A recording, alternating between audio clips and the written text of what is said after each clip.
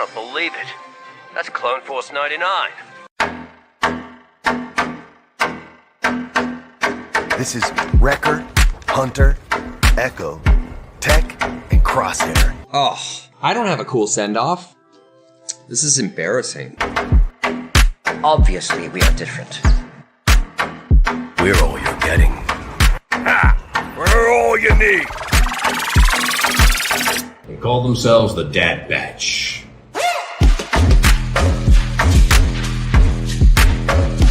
Experimental Unit Clone Force 99. The defective clones with desirable mutations. This is one meeting I don't want to miss.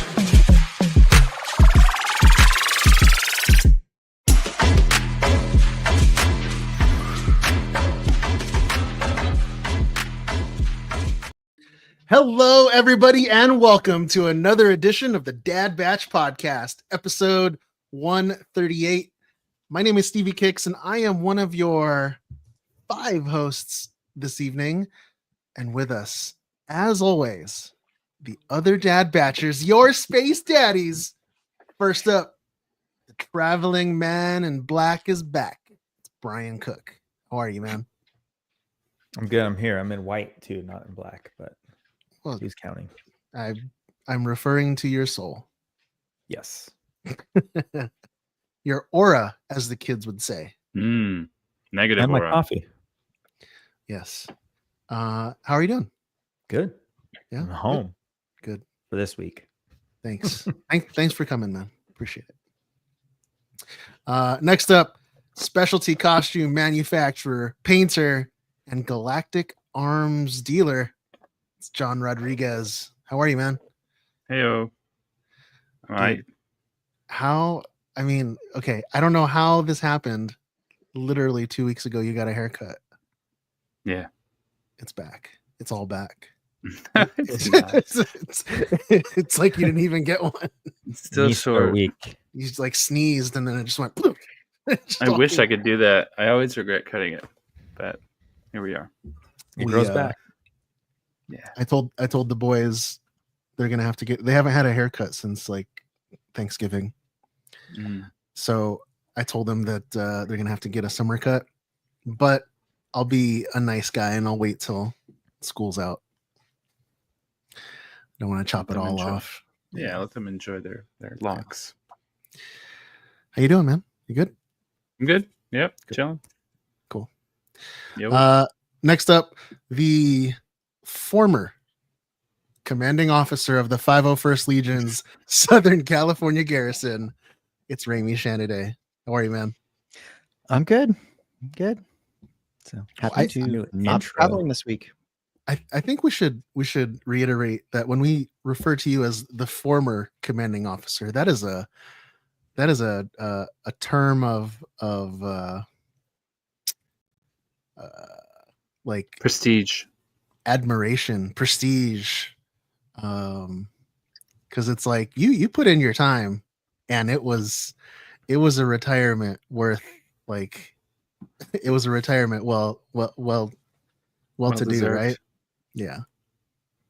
Sure. It wasn't like a Whatever. dishonorable discharge sort of situation. No, That would have been a fired. mercy killing. but there's a lot you have to do as a commanding officer, right? You don't just get to sit around and wave a wand. So You just jobs go to like that- premieres. That's it. yeah, exactly. Jobs like that are I tell people it's kind of as much or as little as you are prepared to put into it. I mean, you can do a lot and be very active and put a lot into it, or you can kind of phone it in. It can be anywhere in the middle, and you'll kind of get back out of it as whatever you put into it. So Retired. But how many terms were you in command? Just generally speaking. Oh, Like gosh. 4,000. yeah, is almost as many years as I've been in the club It was close to a in decade, some fashion. right? Yeah. It's practically a decade. Mhm. I mean, as long as I've known you, you were always in command staff. And there's a reason that you were always reelected, you and Yeah, you and and Nick. And I'm still in Legion Command. And I still do work at the garrison level behind the scenes. So Yeah. Well, let's see here. Well, thank you for your service. Do you get like a pension or? I get A gold nothing. watch? He gets lifetime membership. Every year they double what I got the year before, which is nothing. I think there's a quota. He has to like help earn money.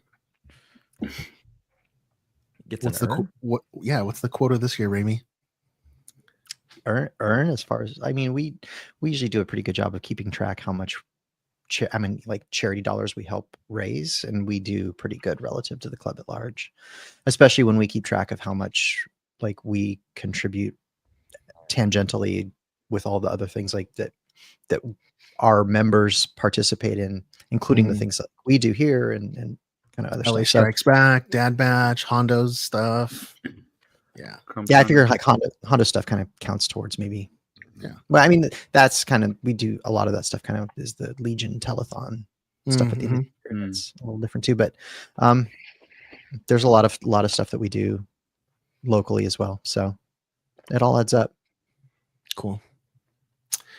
And last, gentlemen, we have Space Uncle David Nathan, the Marauder, tonight. What's up, David? What's up? Happy to be here. I'm enjoying. That's a funny shirt you got on there. Was it Chad Bain? Chad Bain. Mm-hmm. Yeah, they spelled it wrong on the shirt. I didn't send it back. I don't think I've talked to you since Japan. Yep. Yeah, man. How Yeah. was your Japan trip like overall? I didn't want to leave. I'll just say that. I did not want to leave. You guys ended up going to the Godzilla Hotel? Mm-hmm. Yeah, we stayed in a Godzilla view room, which Alex snagged somehow because it's like really hard to get, I guess. I think she must have had like her finger hovering over the button. She would though, yeah. She yeah, would. it was cool. It was a really, I mean, of the rooms in Japan, it was a very small room, probably second only to those tiny rooms at the convention center. But yeah, we went all over. We kind of didn't just stay in Tokyo. We went around, and yeah, dude, the people and the food just want to go back. Keep going to like, Tokyo Central or Mitsuya or H Mart or whatever, hoping to get like a little bit of that vibe. But some of that stuff's like US spec. Like the Pocari Sweat, it's not the same. It's just not the same for some reason. I know, right? You get the sounds though when you go in those places. Yeah. You get the vibe, the ambiance. Yeah. No, I can't wait to go back. I'll go back in a few years or something. But yeah, it's awesome. I mean, people had their thoughts about the con, but man, it's like I met so many cool people at the con, just like local Japanese people, like didn't speak any English, but we made friends and we stay in touch in our own little way on Instagram. So it's cool. I love that about it. So especially when you're waiting in line for 4 hours before the convention. Dude, that made it all worth it. I wouldn't have got to meet those people if I wasn't trying to get that thing that was sold out. Yeah. Anyway, so that is I think one of my favorite highlights of any of the celebrations that we go to is just meeting like random people in line, because like you're all there for the same reason. You've all got the same mindset, and you're all like, everybody is instantly there for a common thing. So conversations just get struck up. Question. Yeah. Question.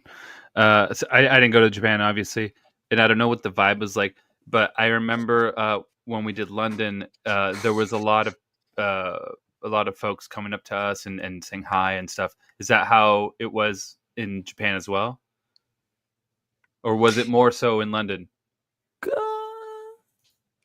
There was definitely, it was probably a little more in London, but there were still people doing that in I mean, I assume. You mean like saying like hi, like recognizing everyone. The Dad Batch? You know how we had like people from Norway and oh yeah, like, we were outside. People would come, literally walk by and be like, "Oh, I know you guys. Hey, what's up?" And I personally had more in Japan than I did in London.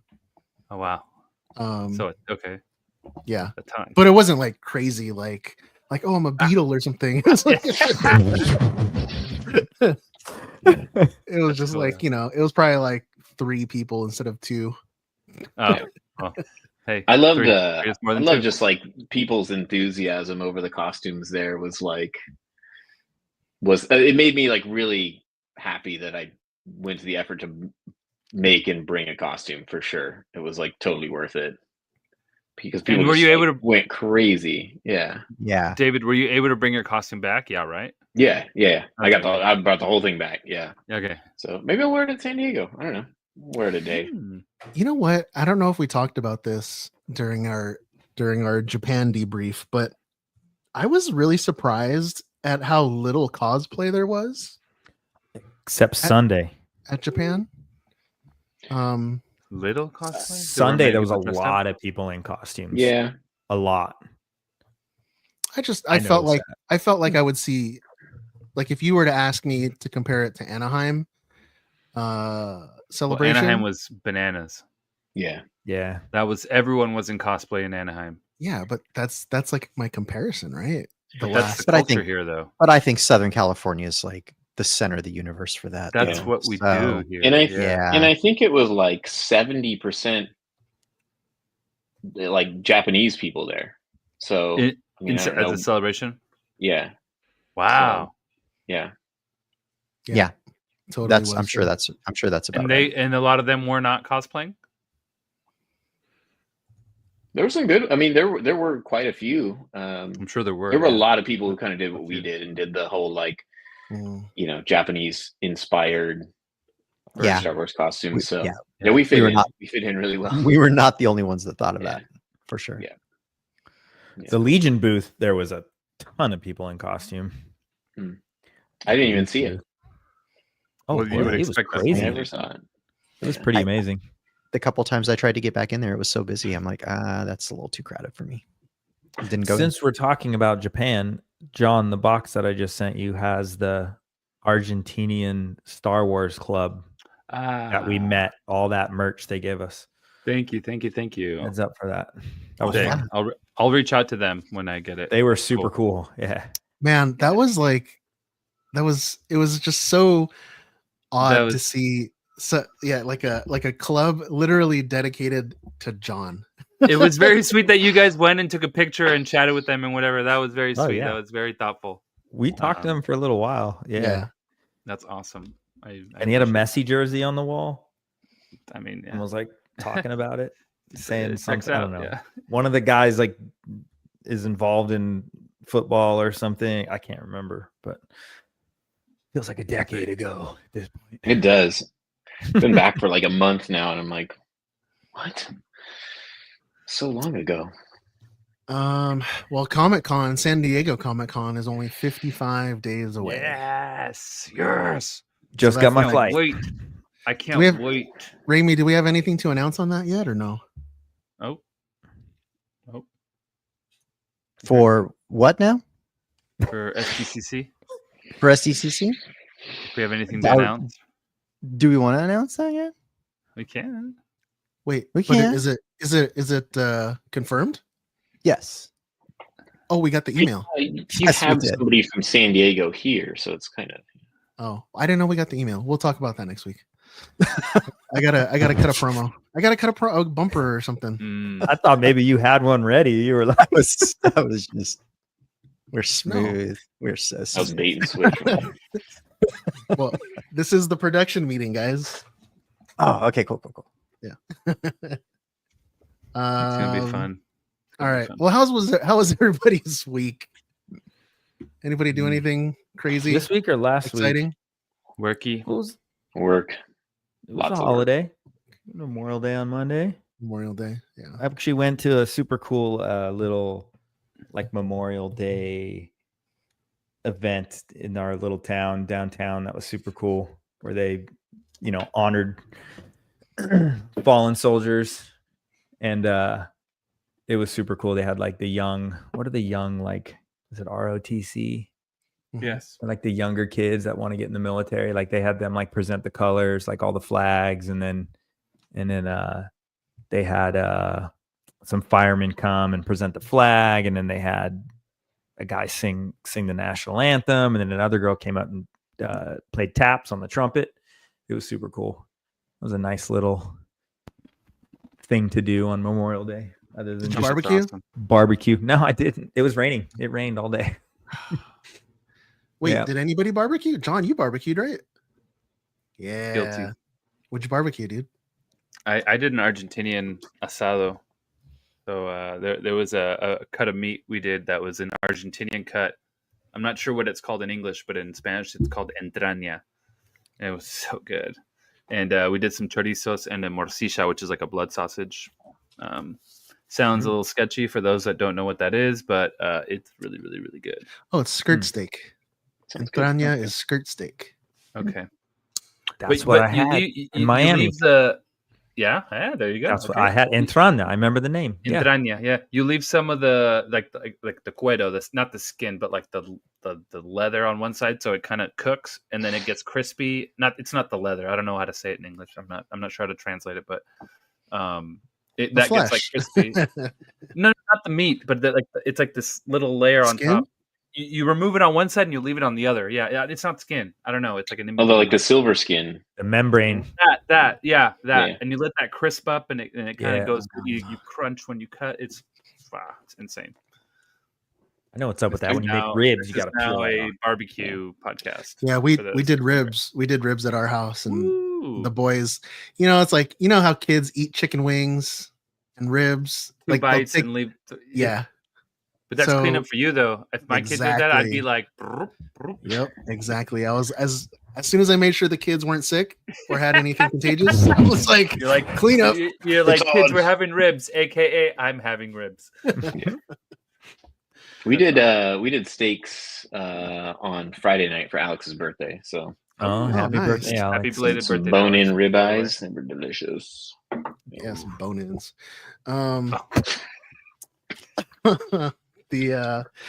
So I on Sunday, the day before Memorial Day, I was just doing some chores around the house, and so we have one of those like sectional sofas, right? So like each cushion is its own cube, and Right. these kids when they're jumping around and everything, they just move apart, and it's like you can't even sit down on the sofa anymore. That's So, annoying. like slide it all together. So I was like just like randomly Googling like how to keep sectionals together, Oh, right? dude. And- How's your finger? Well, hold on, John. Let me show tell my us. story. No, I know. I'm sorry. I story aside, are you okay? I'm We here. haven't- All right. So listen. So then I found this dude on YouTube. He was like, "Oh, all you got to do is if your sectional has feet, unscrew the feet and connect the two sections with like this piece of metal. And all you got to do is just like drill holes in the metal." I was like, "You know what that metal thing's called? It's called galvanized steel strapping. They use it to hold the water heaters in place and stuff." Yeah, and you don't even have to drill holes in it. It's already got holes in it, right? If you get the right Correct. kind. Yeah. So But if you want the holes to be exact so that your couch is at the correct Right. distance, you got to The drill a custom new length. hole. yeah. Okay. So here I go, getting my drill out, drilling a hole, holding the metal strap in my left hand with no gloves, with just Just gripping stupid. galvanized steel. The stupidest thing I could have done. And almost immediately, hurts. as soon as the drill like latches on, the drill eats the steel, spins around, and while it's in my hand, wraps around my finger, my index finger on my left, and wraps around my thumb too. And I'm staring at it like, oh my God, what have I done? And the pain hasn't even registered yet. And so as I remove the galvanized steel from the flesh, the angle that I pull it out at, you just see bone and ligament No, and blood just start pouring out. bro, we went from barbecue to this. I feel like I need to play the like Jawa test pattern thing, like interrupt the transmission. And so Yeah, my kill entire this, dude. my entire finger from my entire finger from the tip to pretty much the base was flayed open laterally, and I had to like flap it back over itself. No. And then I just like ran in the house, and I made the same sound. I went, All right, no. And my wife Hey, already man, knew what we're was gonna have going to put on. a graphic thing on the warning. And so yeah, we need another Gnarly. disclaimer like this: the views of Sithing Easy or not. Like, With- yeah, we need that. But Within- like for this. within 60 seconds, my wife had shout out to my wife. Thank you. My wife. You're my hero.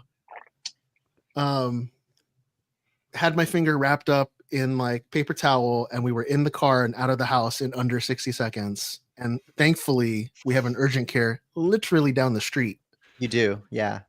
And so from the house to urgent care, I start going into shock, which has never happened to me before with any of my injuries. Ooh. And she drops me off in front of the doors to urgent care. I walk in holding my hand in the sky. Yeah, above your heart. Above, yeah. And then I'm just like holding my wrist shut so that it's not like pumping blood. Gushing blood, right? But there's still blood dripping down. And I was like, hi, I'd like to check in. Oh, can you fill out this paperwork first, sir? Do Yeah, sign this. You're like, you have your insurance? Sign it in blood. Sign in Yeah. blood. you stamp So it with your bloody finger. So the nursing staff saw me immediately. They were a little concerned though, because the tip of my finger was already turning black. And then I guess there was just too much compression. Oh, But God. as soon as the physician like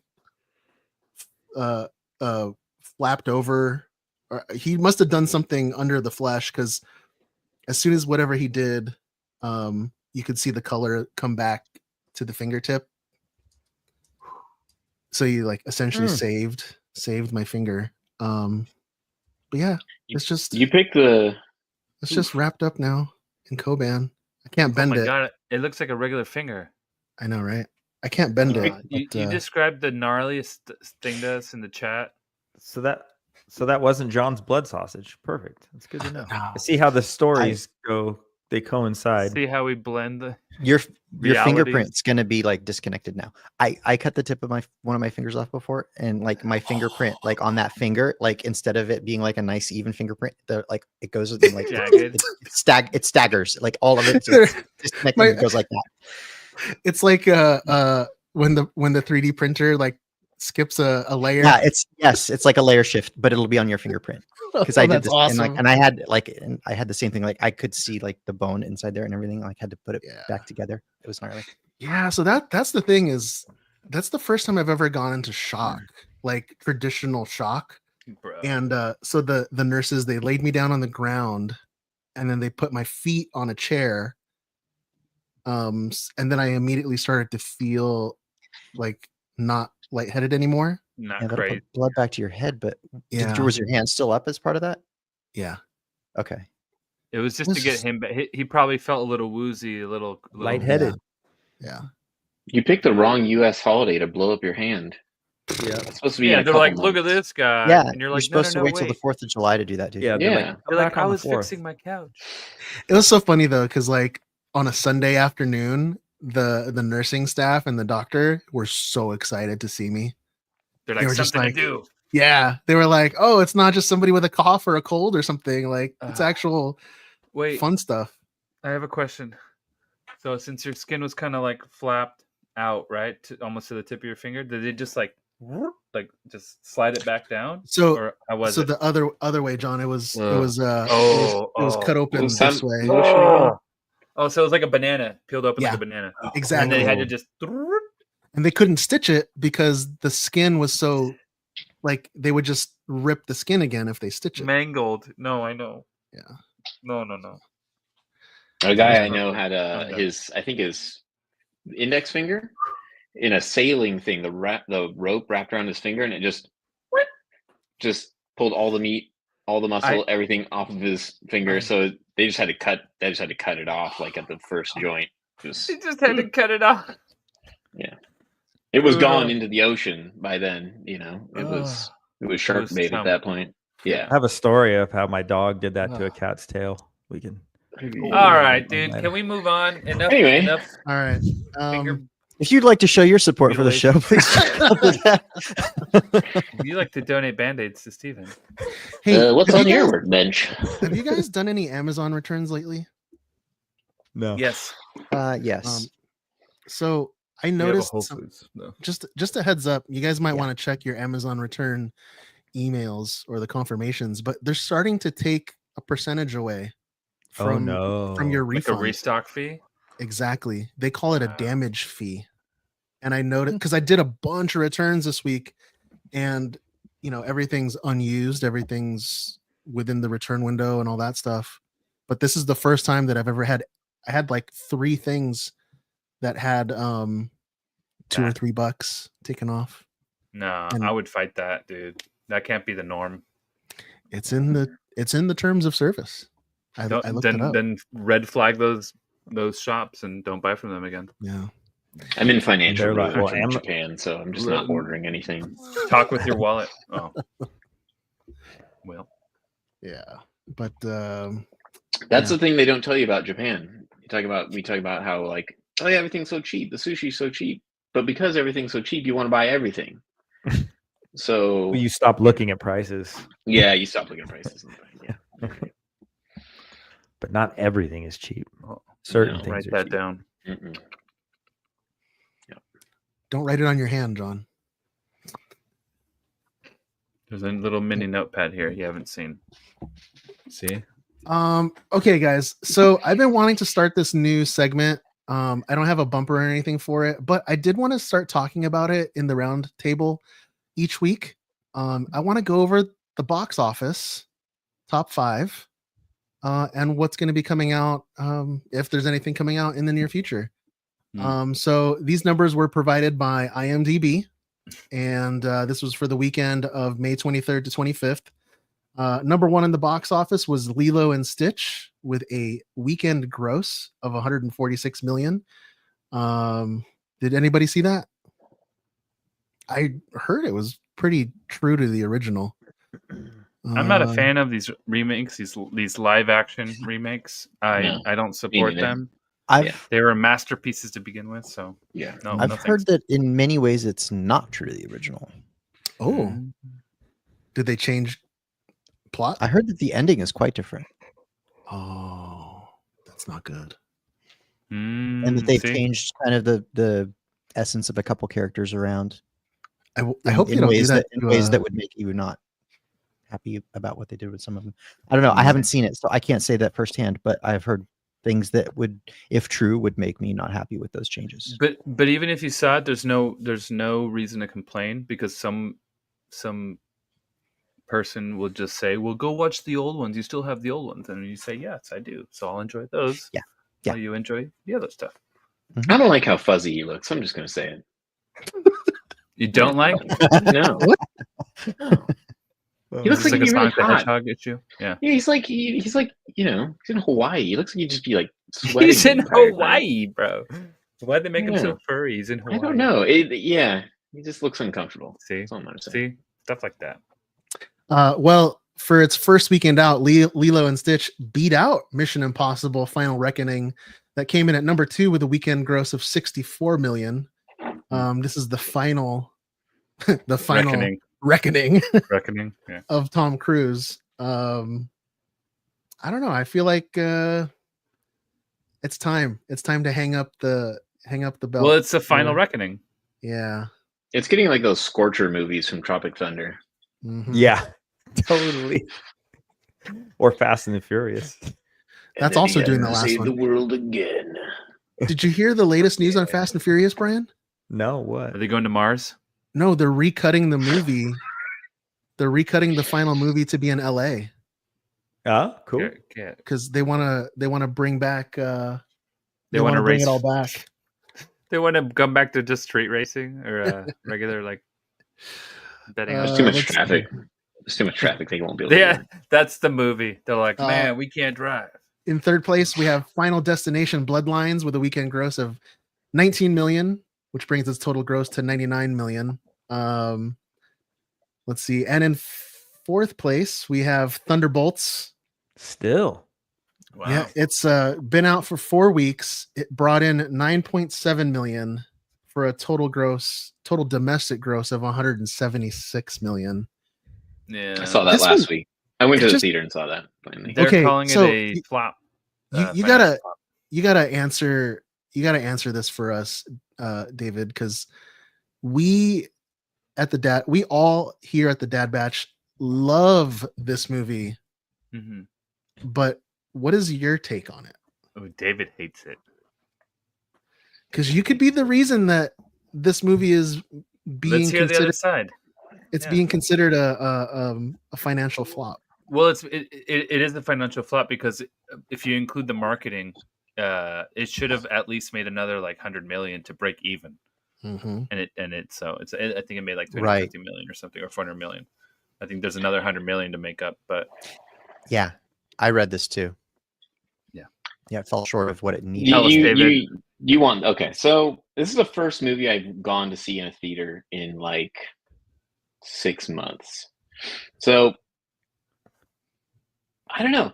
It was like a 2-act movie, right? There was like the first, I called the first scene or whatever, where they get trapped in the spoilers, get trapped in the vault thing, and that's like the first half of the movie, and then the second half of the movie is, helping fix the sad guy, and I don't know. It just didn't seem like there was enough in between. Like I'm all about, like, I'm really glad they didn't just fall into the trap of like, oh, the city's being destroyed, and it's just like a giant battle in a city, and this, all those movies end up turning into, not all of them, but a lot of them do.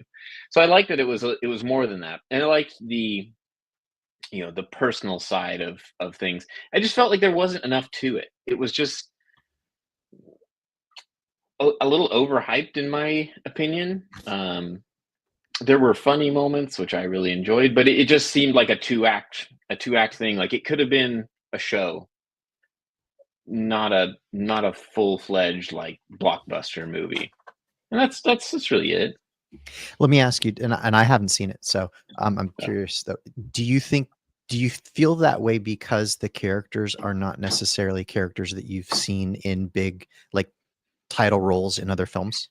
No, like they're all kind of quote unquote like kind of B characters from other things that have come together to be like the title characters in this film now. Is that why it's not? No. They're not like headliners for you? No, I just feel like the story was kind of, it could have been more. It could have been like a middle act that would have made it more of a full-fledged story. I don't know. It's hard to explain. I feel like the underutilized Bucky Barnes too. I mean, a little bit. They kind of focus a lot on Yelena and Red Guardian, and then Ghost is just kind of there. Like, nobody really talks about what she's doing. And Taskmaster, I feel like I just kept waiting for Taskmaster to come back throughout the movie, like, because she's in the promo posters and stuff, but she gets off in like the first 5 minutes. So I don't know. I was kind of thrown off by that. Maybe that's just my expectation of looking at the movie poster. But anyway, that's it. I don't know. Maybe it didn't match the hype. That's all. Not hating. It was funny. The characters were relatable in terms of like their shortcomings or their deficiencies. People Right. can sort of relate to them. But yeah, it wasn't like an Avengers level, Endgame movie. It was like an in between. Not only that, it's an in between movie because this is what's going to connect. It's going to connect some tissue between the previous things that came out and the new stuff like Doomsday. Yeah, so I think it was just a good, like a filler, quote unquote. But it's also a good because now that's going to be these guys, the new Avengers versus Captain America and his Avengers. So it's gonna probably lead to more. The Sentry guy reminded me of Homelander too. He kind of had that same like. He's got like a second set of dimples on his face, or like down here. You know what I'm talking about? Yeah. It's like down here. But You like can't that, trust I don't somebody know. with 2 sets of dimples. Dude, he's Yeah, yeah. that's illegal. It threw me off a little bit. That's it. Yeah. Don't ask me to do movie reviews, please. I guess that's why I'm here. All right. Well, rounding out the weekend box office top 5 is Sinners. Sinners had a weekend. I can't believe Sinners is 6 weeks out and still in the top 5. 8.6 million with a total domestic gross of 261. I still haven't seen it. I really want to see it, but it comes out on streaming next week, so I think I'll just wait. Yeah. On what service? Remind us. I think it's just digital. Oh, Like, you can just digital buy it. purchase. Yeah. Yeah. Because I mean, come on, Probably you on go, Amazon. you go to the theater, you're spending like You can rent it on $100. Amazon, dude. Yeah. I'm sure. And then tomorrow, Karate Kid Legends comes out. Brian, Oh yeah, that's going to be the continuation of Cobra Kai. that's what it is. Oh, is It's- it connected? It's they're Seen they're nothing bridging on it. So. they're bridging all the Karate Kids together. That's so cool. That's the cool. one with Jackie Chan. Yeah. Oh, That's right. I did see that. Jackie Chan. Does that mean Yeah. Jaden's gonna show up? No. Lame, dude. Well, maybe he'll have a Bridging. cameo. That's what I'm saying, dude. He's got to pop up like, "That was good, kid," or something. Did you know Keep that? it up, kid. What's his name? LaRusso. What's the actor's name? Danny? I can't. Danny think of his name LaRusso. right now. Ralph Macchio. Ralph. Ralph Macchio. Macchio. Did you know that he's as old now as? As Mr. Miyagi was in the Mr. movie. Yeah. Yes, dude. Gnarly. It's crazy, man. But we were like, man, Miyagi's like 80 Yeah. when we No. were kids. We're like, wow, he's super old. He was like 50. That's crazy. All right. I Well, probably won't go to the theater to watch that though. you will. No. No, I won't. It's gonna be as cheesy as That's Cobra the point. Kai. That's Yeah, the point. exactly. I don't want to pay to go to the movie theater for that. Come on. Streaming. That's, I mean, that was one of the things about going and see, like I said, I hadn't gone to the movie theater in a while. And I went to an Edwards and it was literally, not even joking, 45 minutes of previews. It is. Dude. Yeah. That's What's with excessive. that? That's I too don't like much. that. I'm pretty much. No. I think I saw Karate Kid in that time. Like they did a trailer and then a behind the scenes trailer for the trailer. It's too I think much. they've gotten out of hand with the pre. 'Cause they say, oh, the movie starts at 4. You're like, okay, cool. I'll show up at 5 till, get there right at 4, whatever, boom. And then yeah, like you said, it's like a half hour to 45 minutes. It's like, tell me when the movie starts. Dude, I got stuff to do. Show me Right? 5 previews. Show me or 3 or 4. Show me Yeah. 3 movies that are coming out, and then show me the film. I don't want to see 45 minutes of crap. Yeah. Because they want you to Yeah, eat that's all your crazy. popcorn in that 30 minutes and then go, oh man. And that you was usually insanity now." do. Yeah. By the time yeah, the movie starts, you're like, damn it. yeah. I'm not You know? getting into that part. Or of you it. got to pee. But you know what? Yeah. The one time that you think it's going to be 45 minutes long, they're going to start it on time. Yeah, then they started early. I did that once. I showed up late on purpose. So I'm like, I'm not going to sit through this. I'm like, damn, I missed the first 10 minutes. Because it's not. Get off my lawn. All right. Well, thank you again, everybody, for tuning in. Be sure to follow us on Instagram at Dad Batch Pod. That's one word, all spelled out. Dad Batch Pod. This garbage is nothing like clone armor. Looks a little tight on you, old man. Yeah, at least I know how to wear it. That's right, everybody. It's time for the weekly workbench. All right, gentlemen, who is working on what?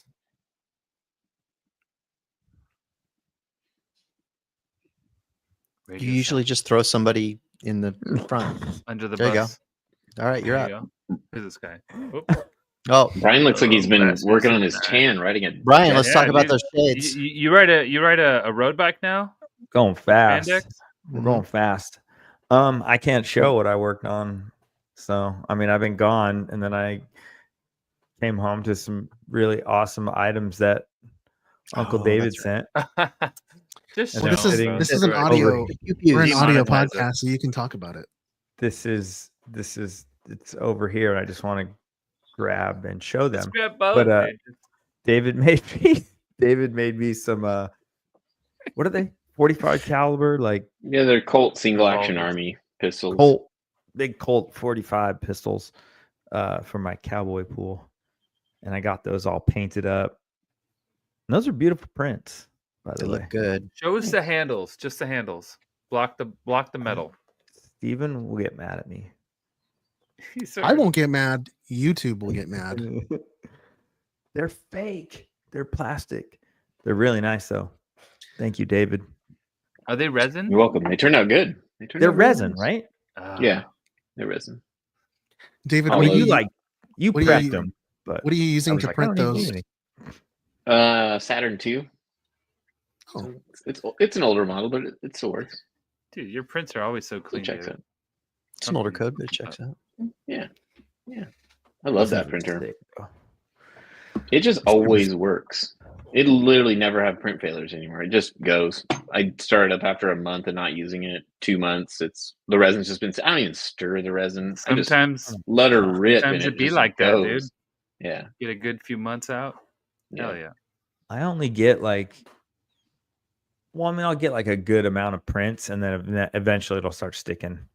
Dude, once it's that. dialed in, you can go a year. Same FET, Yeah. everything. You just roll. Well, I keep getting stuck on the FET, and then I'll have to like drain it, No. pick off whatever dried on air. You know what I'm saying? I do know, but haven't Up that experienced it in a first while. layer exposure time. The settings are over. That's my all I head. do. Over his head as he's riding down the street on his road bike. Yeah, I've only sent him the screenshots of my settings like 8,000 times. and It's I fine. probably Just set them double- one time, and then I don't And you know. forgot. Something happens. You didn't save me. You forgot. I just double all the exposure times. Brian, you working on anything else besides those for the costume? I mean, I'm working on cowboy pool stuff. I have a hat that everyone has seen. It's behind me in the dark. My mask. All your leather stuff's coming on Monday. Yep. All my leather stuff comes on Monday. I've got paint. I've got stuff to do, but it's not hard. So What about those spurs? Did you find I those? do need some spurs. I'm actually trying to win an auction on eBay right now that ends very soon. Does it end get during that? the recording? No. Does it end while we're? Oh, Nah, that would be fun. We'd have to, You like, get live outbid by stream Stevie.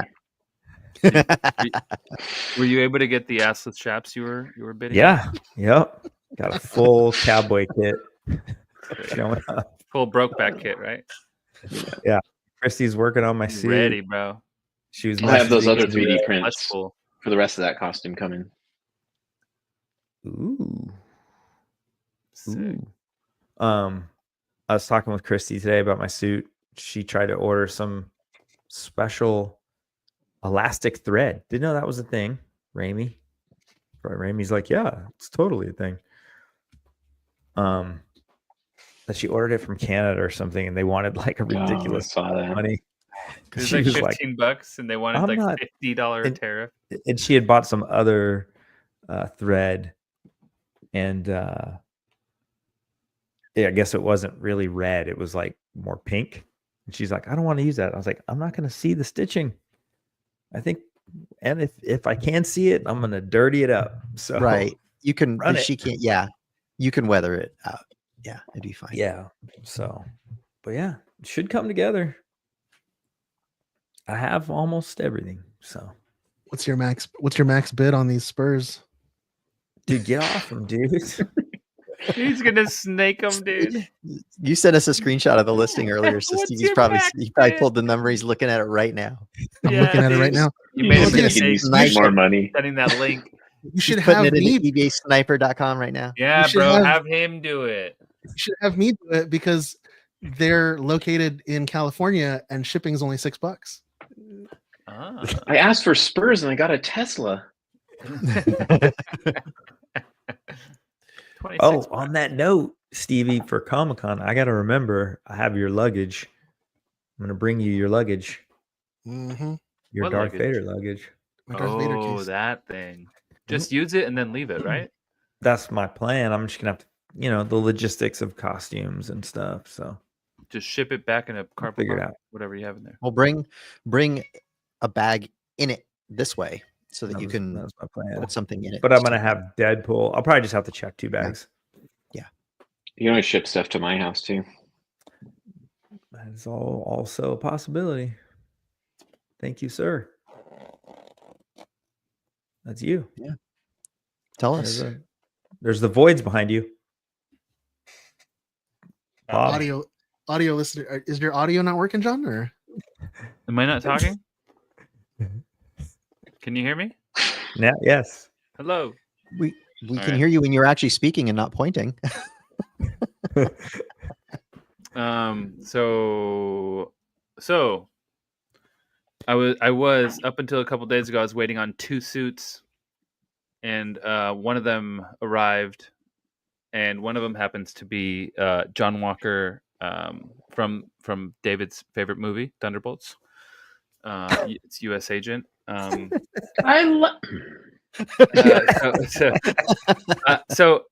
Movie aside and show aside, I was a big fan of U.S. Agent in the early 90s in the comics, and I had a lot of his cards. I had a bunch of cards, but I had a few of his, and I always liked him because he was like this really morally ambiguous Captain America, because Captain America was like this goody two-shoes, and John Walker was he held sort of the same position, but he kind of did stuff his own way and was I don't know. I always liked him better than Captain America growing up. And then we got him in Falcon and Winter Soldier, and it was kind of like, like that, didn't like it wasn't what I wanted, but it was a cool intro to the character in the MCU. And then I actually really enjoyed him in Thunderbolts. So, I did too. Okay, well that's good. Yeah. I feel like his character had a little bit of a redemption arc in that, because in Falcon and Winter Soldier, he was just a jerk and a bad guy, sort of. He was a I don't know how to say. He was good at what he did, but he was just a jerk and didn't whatever. You all saw it. You know what I'm talking about. But anyway, I got the suit from White Sheep leather, and I weathered it a little bit. What's up with you? Why are you giggling? What's up with you? And oh wow. And it's a really, really nice suit. I got lucky with the sizing. I ordered a generic size. I didn't do the custom thing. And it's kind of weird though, because I did the generic thing and the suit fits really, really well. And when I do the custom sizing, there's always something off. So I don't know if it's me or what, but this suit fits really well. And the quality is really nice. I weathered it a little bit. You can't see it if you can't see it if you're listening, or if it's too dark, it's behind me there. But I weathered it with some Gobbles ink. What's it called? Shoot, Dirty Down spray. Dirty Down, yeah. Spray that everyone's been using. I finally got to use some. I had the dark brown and the soot black colors. What size did you get on the suit? It's a generic large. Okay, cool. So the sizing it's true to size. So because I was worried, because it's located in Asia, and sometimes you order stuff from Asia, and it's slightly smaller than what the size is here. So after I ordered it, I was like, oh crap! Like I should have got the XL. Like, oh man! Like I just took a huge gamble, and I got it, and it fits like a glove. I've never had a more fitted suit. The only thing that's ever fit as well as this was probably Omni-Man, but that's skin tight. That's on you, and this is just a suit. And so I'm super happy with it. I White Sheep sizing is usually really good. Well, I always get custom sizing from them, and I've had a couple things off before, and that are fixable, whatever. But this is just perfect out the box. It's just perfect. I did order some gauntlets from T-Jack FX. They make like a lot of Spider-Man stuff, and so, but they also happen to make the shoulders and the gauntlets. I like the shoulders on the suit, so I just got the gauntlets. So those should ship in time for San Diego. So that's a costume. I still have to finish the helmet and the shield, but the suit itself is ready. And worst case scenario, I can just wear the suit and I'm good to go. And the second costume I'm still waiting on it. I'm still waiting on an update. I don't know. I've talked about it in the last 2 or 3 or 4 episodes. of our podcast. So you know, sometimes things happen. You know, one maker is more reliable than the other, or you know, there's situations out of your control. You gotta I roll messed with the up. I punches. should have sent you a beret. Oh, do you have one? No, but I would have got one and sent it in the box. Well, I'll find one. I'll find one here. If you had one, it would have been cool. But yeah, but yeah. See, I'll probably do that because I don't want to be wearing a resin printed helmet all day. You know, a beret might be cool. But yeah. So John yeah, Beret. John Beret. So yeah, that's it. I haven't been working on too much. I have some stuff I have to print for some friends that asked me to print stuff for them, and I'm just about done with the Helldiver stuff that I had from weeks ago as well. I just have to, like, Amy's getting off school now. Her summer vacation's about to start, so I'm like running out of time. So I have to like knock this stuff out before that happens because she'll be home, and I'll be distracted forever. But that's it.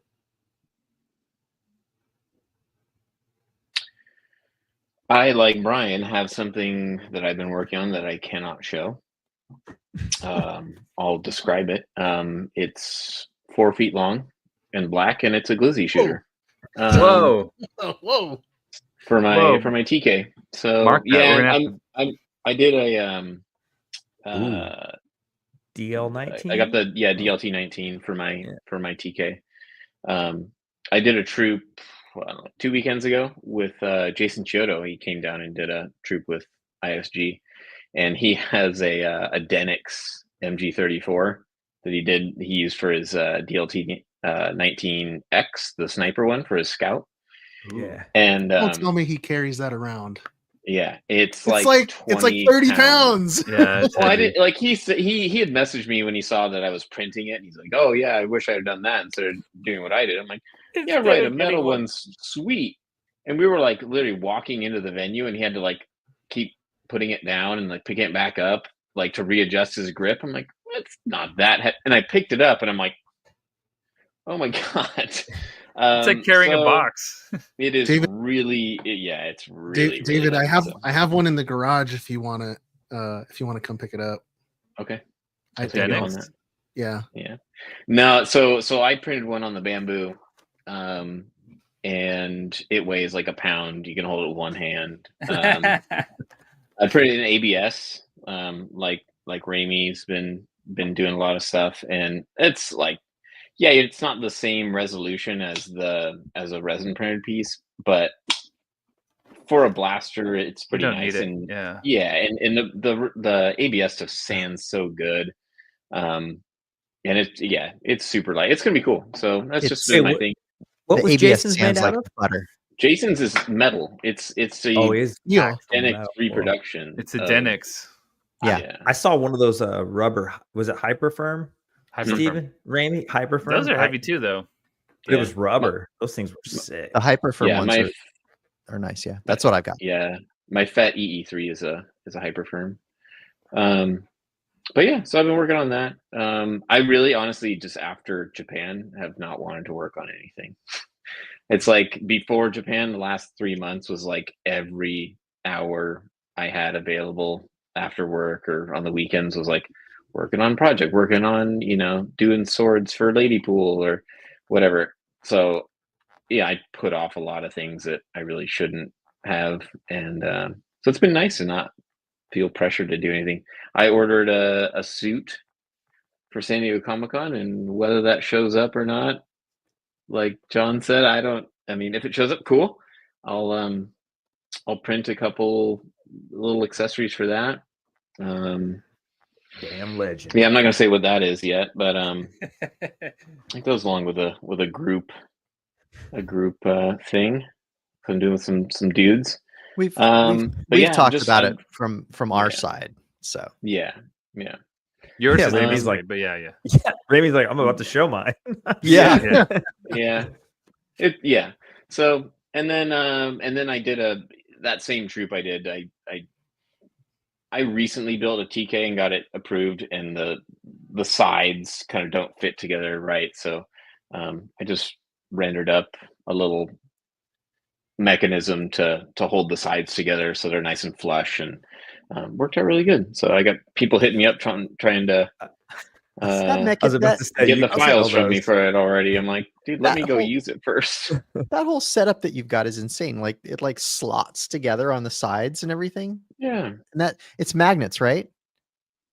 The magnets are really just to hold it in place long enough for you to put the belt on, because the belt I holds see. everything tight. Yeah. So it's just got to okay. hold it long enough to get that. They're not strong magnets. But so. but then because it's like a tab and groove kind of a thing, it keeps it perfectly flush too. Yeah.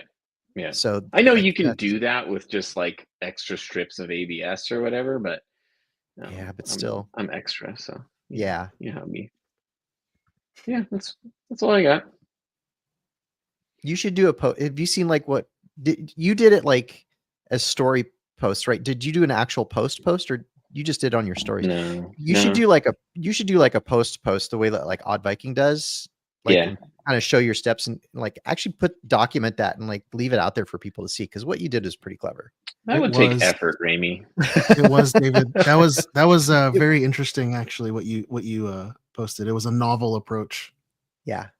novel solution, I should say. You would get traction on that post over at least over time. People would like to go back and look at that.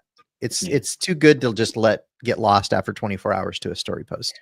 I always think about you too when I do like I did my Now TK that would be number, work. the AMS in it, just because you can. And, Yeah. Whatever. Do you guys remember when Odd Viking did the boot, the Yes.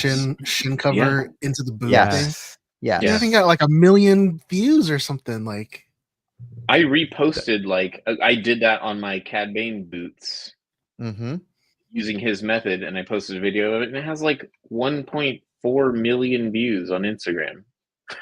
see, I don't get that's But yeah. because he's bringing a People need help. He brought a practical solution to a problem that everyone had, and that's what you're Yeah. yeah, everyone. Yeah, That's what I you're need- doing with your TK solution. we'll see. We'll see if it works first. We'll go do troops in it. Yeah. Okay. So for the Deadpool core thing, so we've talked about so the one that I'm doing is the Golden Age Deadpool, which is the like World War II looking gas mask, the one with the gas mask. So I found the gas mask. It of course does not come in red. They never nobody makes a gas mask in red, but I need a gas mask in red. So, and of course gas masks are rubber. So how the heck do you paint a gas mask rubber? So we've all had experience in our group here with Angelus leather paint. Like my season 2 Echo boots, for example, I bought regular clone boots. They don't come in the colors that we needed for season 2. I painted them with the Angelus leather paint. They look great. But it is obviously a paint that can be painted onto leather. It works on flexible material on the shoes. It works great. It doesn't flake off. It's an acrylic based paint. It's designed to go onto flexible material. The trick though is like you're painting it on rubber. How do you get that to work? Right. So Let's see it. I used this and also the trick is to get it to cover evenly in a way that will help with it not like the lack of adhesion that you get on rubber. So this is and these pieces are just sitting on here for now. So I pulled all of the hard plastic pieces off, so it was just the gas mask, the rubber gas mask. So this is the piece. Good.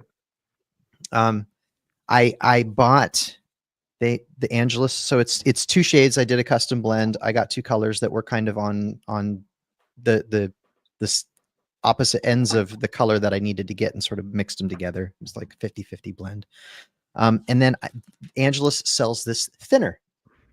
So you add 1 part of this to every 4 parts of the paint, and then you can put it in an airbrush and airbrush it on. And so because of the airbrush, that coupled with some adhesion promoter, which you can get in a rattle can and spray it on. I thought I had a can sitting here. Bulldog. Yeah, that it sticks to the rubber.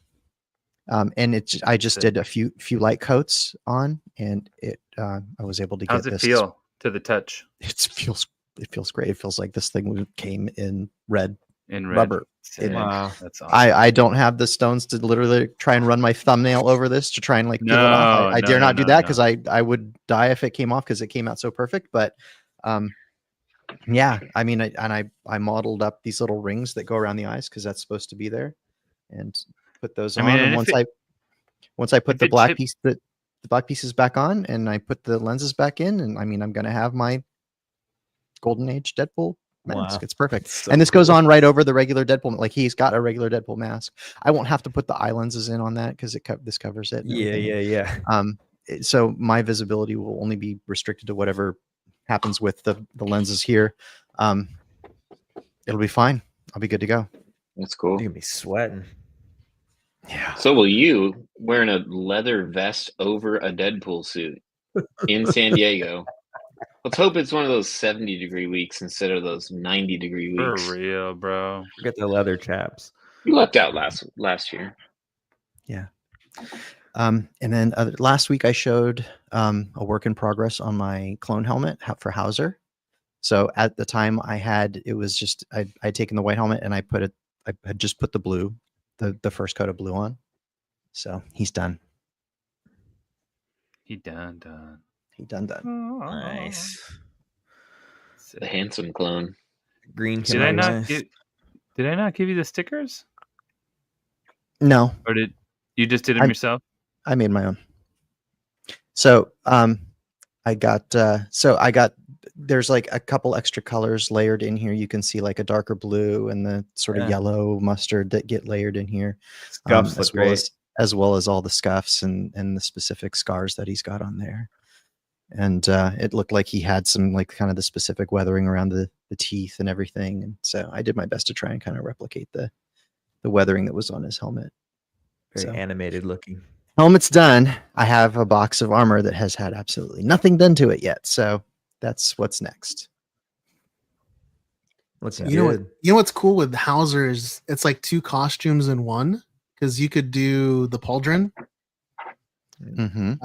Or you could do the one that has like the ammo packs.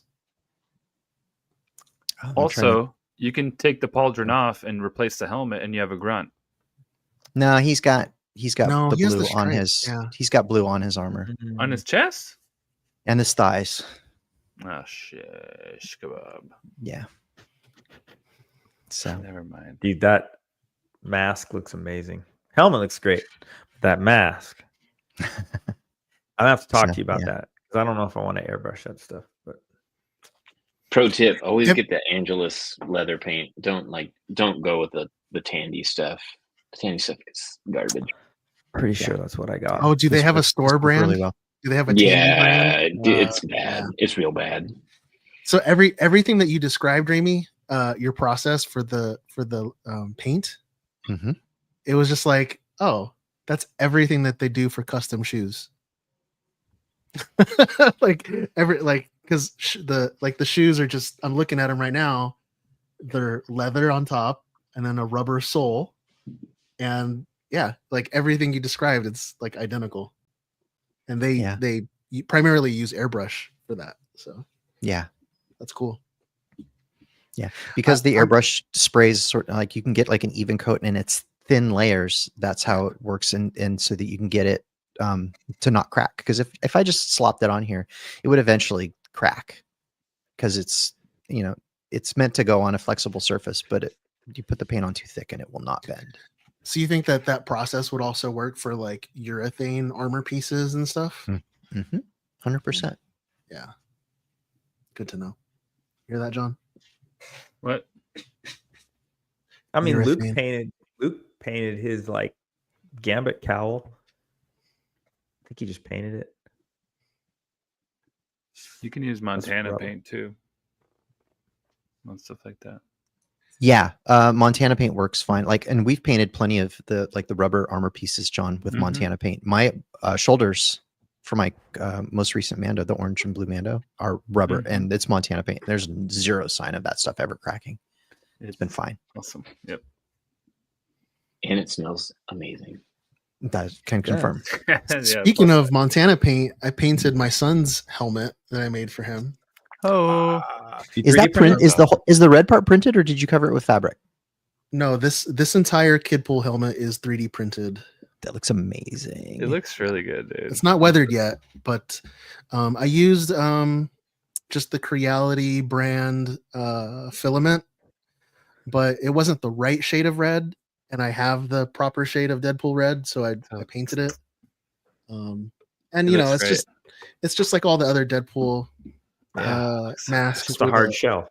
where the eyes come off and all that stuff. But so good.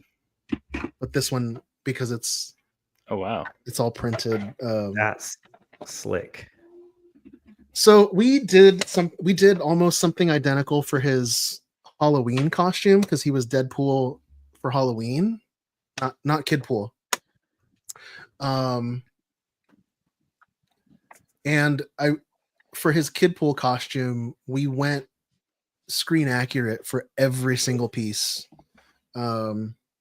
except for the helmet, which is why I'm kind of bummed for that now, because when he put the Kidpool helmet on, it worked perfectly. We 3D scanned his head, and then I took the file, and then I took the Kidpool helmet file, and I scaled everything and adjusted it into 3D so that it would fit him appropriately, and it fits perfect.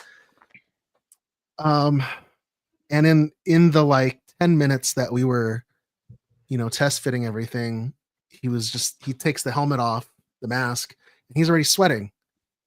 I was just like, oh man, I was reminded of him at Halloween when it was like 50 degrees outside and he was still saying like, take this helmet off, it's too hot.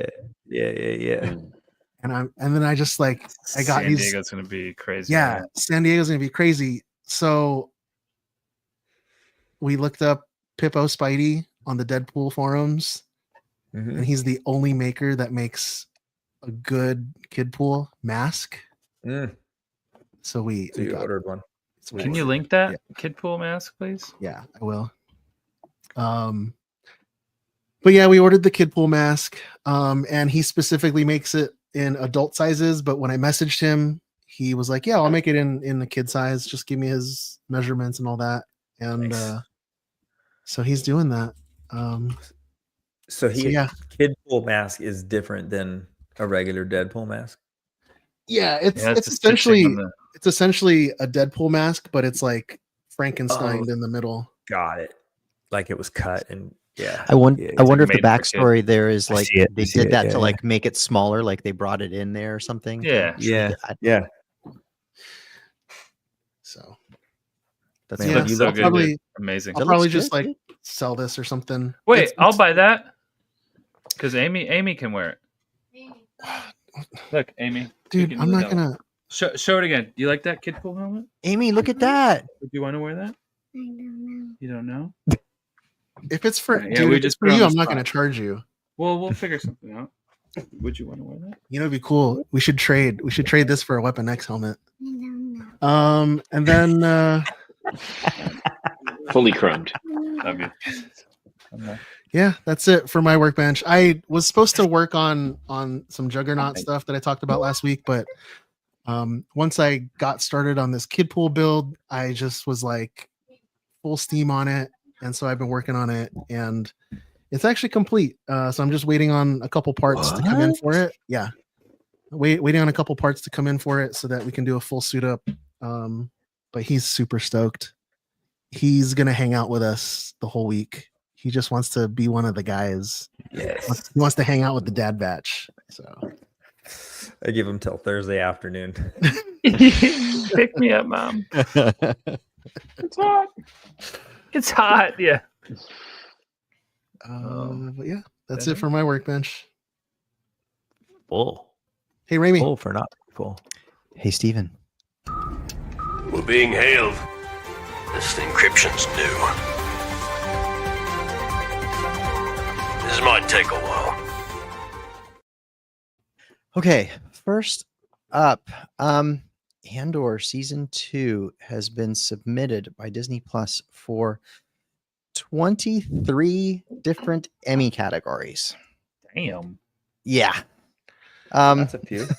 We knew that So- was coming. The bit. Yeah. Remember that first trailer? There was the first trailer was clearly aimed at not Star Wars fans, but rather the Emmys.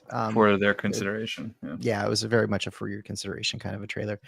So I will go through the list of categories here. I'm going to where it's a list of like a litany of names. I'm going to skip all the names, and where it's like kind of just one name, I'll give you the name. So I'm not going to go through the entire list of names here. I apologize for anybody whose name happens to be on the list here, but where the names matter, where the names like are like a specific person's like up for an award, I will give you the name. But if it's a long list of people, like They are listening. a list of producers, I'm not going to give you a list. So we've got like all the executive producers here listed for outstanding drama series. That's one.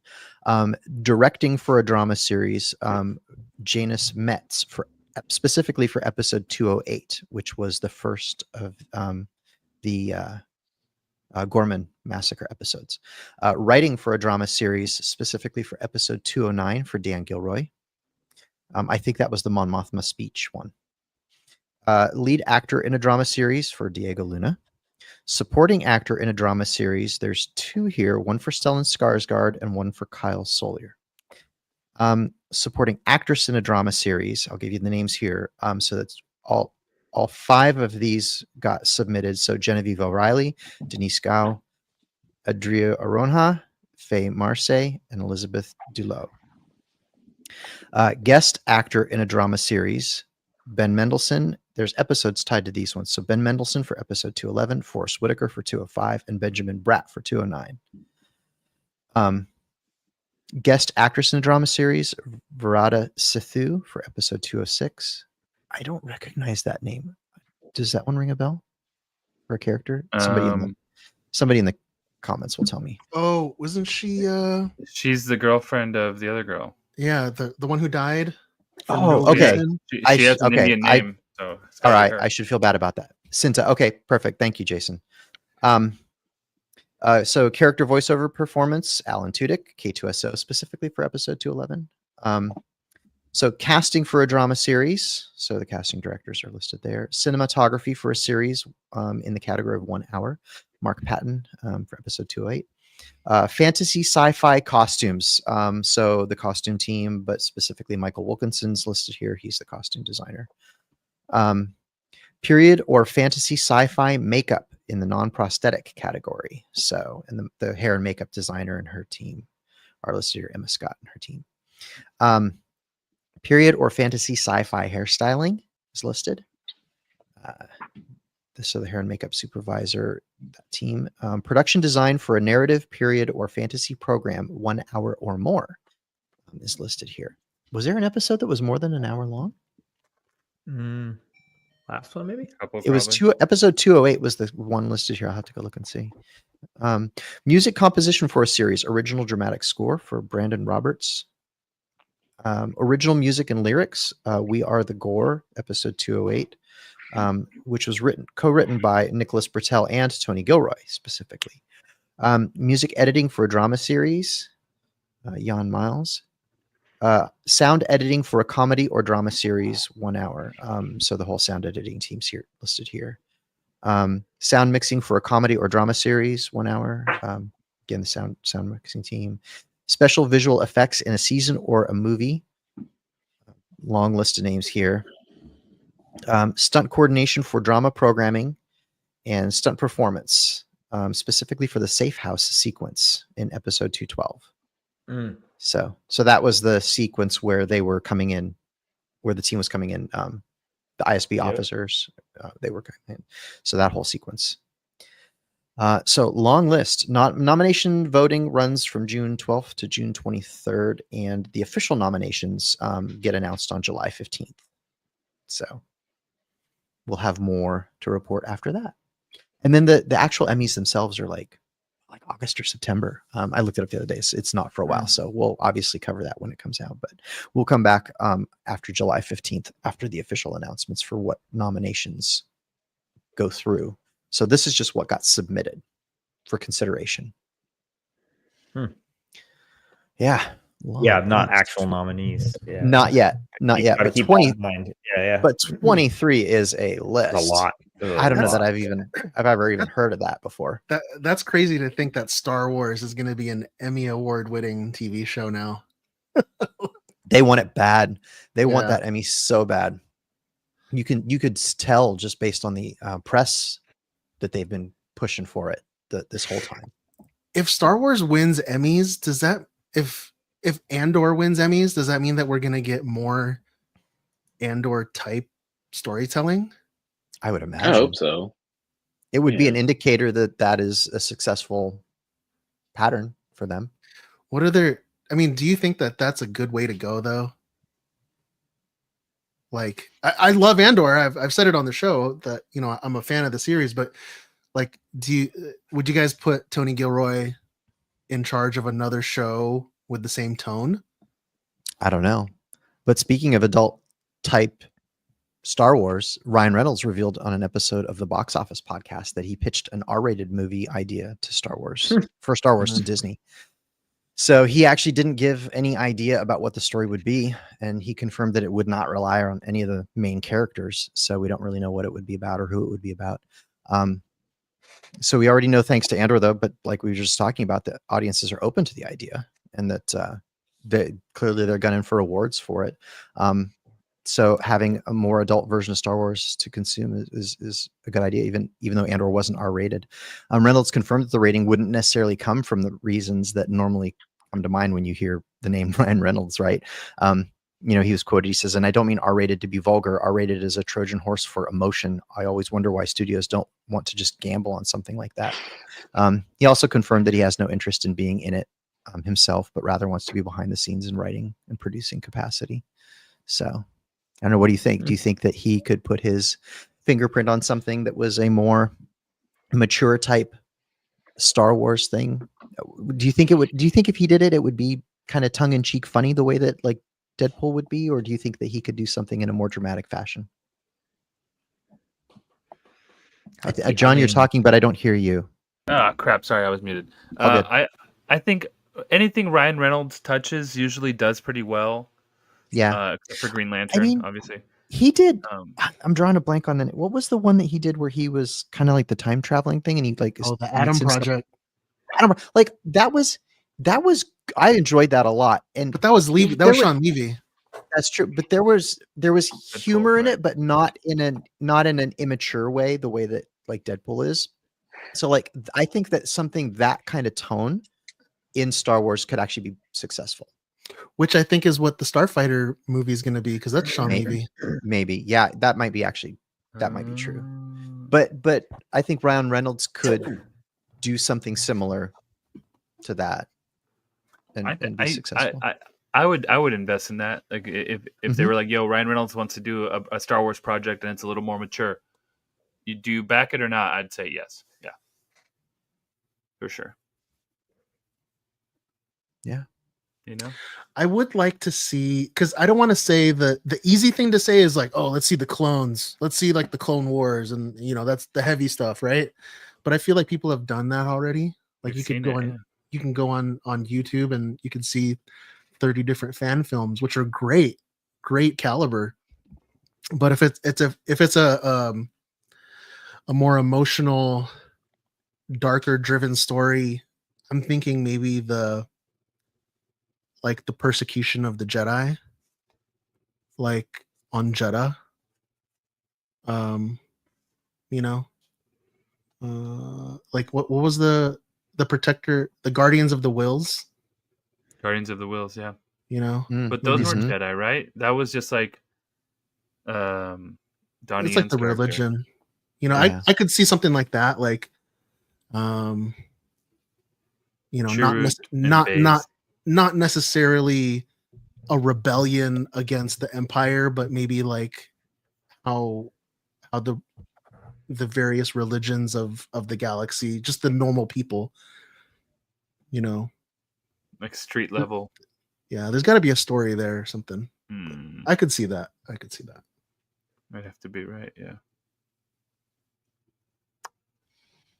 Interesting. Yeah. I mean, and obviously, whatever he would do would have the support of the story group to make sure that the appropriate guardrails are there. So if there's no such thing as like going too far, right? Like they would keep it in bounds. Feige says cocaine is off the table. I'm shaking like an angry vibrator.